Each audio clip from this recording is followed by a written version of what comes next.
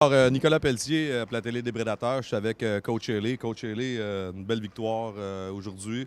On a deux joueurs qui ont particulièrement, en tout cas sur la fiche de pointage, qui ont quand même noirci la fiche de pointage. On a M. O'Brien qui a 2 buts, 2 passes, puis on a également Yann Poirier qui a 2 buts. Fait que ça a quand même été une bonne partie. C'est sûr que maintenant, dans la Ligue, là, il y a beaucoup de vitesse. Puis c'est deux marchands de vitesse. Donc, quand tu bouges tes pieds, tu drives le net comme ils l'ont fait, bien, c'est sûr qu'ils ont récolté. Puis c'était deux très bons matchs de nos vétérans, de nos deux vétérans. Puis il y a d'autres vétérans aussi qui ont bien joué. Donc, très satisfait.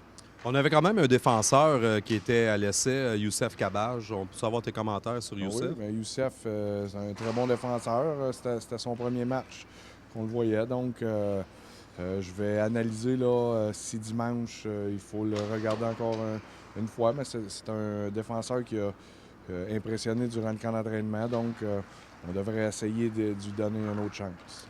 Est-ce que, coach, est-ce que tu t'attendais à un match légèrement plus robuste ce soir que ce à quoi on a assisté? Bien, premièrement, il y a eu l'adversaire où ils sont arrivés ici. Eux aussi ont des joueurs essayés, donc peut-être des joueurs un petit peu moins de toughness que nous. Nous, il y avait Léa Ligny qui n'avait pas joué, Gabira qui n'avait pas joué, qu'il fallait qu'ils jouent. Donc, ils ont eu de la glace aussi. Donc, En fait, là, la robustesse, ce que je pourrais dire, c'est que c'est pas juste les combats. Les combats, c'est important, c'est sûr et certain pour les gens de Laval.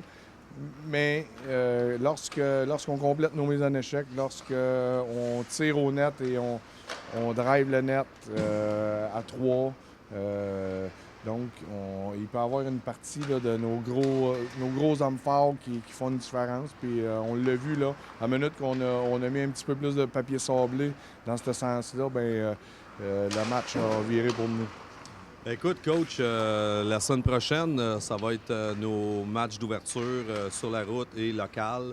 On est ici vendredi soir. On a le Tailgate Party qui va être ici. J'imagine que c'est un moment, avant de se présenter à ces matchs-là, j'imagine que c'est un moment où il va y avoir des décisions qui sont difficiles à prendre. On est en continuel questionnement, moi et le groupe au deuxième étage de hockey. Puis il reste encore des choses à voir dimanche à Thetford Mines.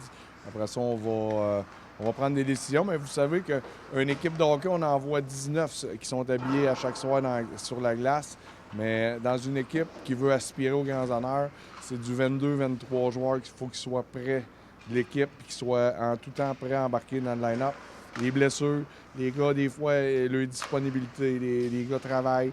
Des fois, il y en a qui vont performer un petit peu moins. Donc, c'est sûr et certain qu'en commençant l'année, ce ne sera pas 19 joueurs fermes, mais plutôt 22, 23, peut-être aller jusqu'à 24 joueurs qui vont faire partie des Prédateurs. Parfait, coach. Je te remercie. Je te laisse aller. Puis on se revoit au prochain match dimanche. Merci. Merci. Nicolas Pelletier, la télé des Prédateurs. Je suis avec Pierre-Luc O'Brien. Obi, super match. 2 buts, 2 passes aujourd'hui.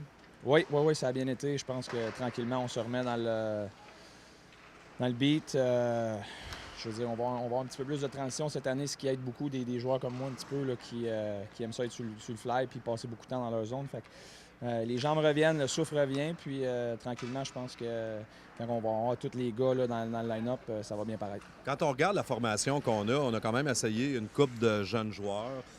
Aujourd'hui, avec Cabage, il n'y a eu pas de vin dans l'alignement. On peut savoir tes commentaires à propos de ces jeunes joueurs-là qui tentent de se greffer à l'équipe? Premièrement, c'est des bons jeunes, ils ont des bonnes attitudes. Ça, c'est le critère numéro 1, ce qui est bien. Ils agissent professionnellement, c'est le fun. Puis c'est des bons joueurs. On a tout le temps besoin de gars qui sont prêts à stepper up quand c'est le temps dans les matchs. En saison, il y a beaucoup de blessés des fois. Puis si on se calcule pas, on travaille tout. Hein? Fait que des fois, il y a des gars qui manquent. Puis quand on a des bons gars qui sont là pour stepper up sur la route, des fois à Jonquière ou Saint-Georges-de-Beauce, ces choses-là, ça va être super important. Obi, on t'a pas passé souvent en entrevue l'année passée, mais je pense que tu vas être prêt. Under the radar. Je pense que tu vas être prêt. I'll be here, buddy. On va venir te chercher souvent. All right, merci. Merci, Obi. Take care, dude.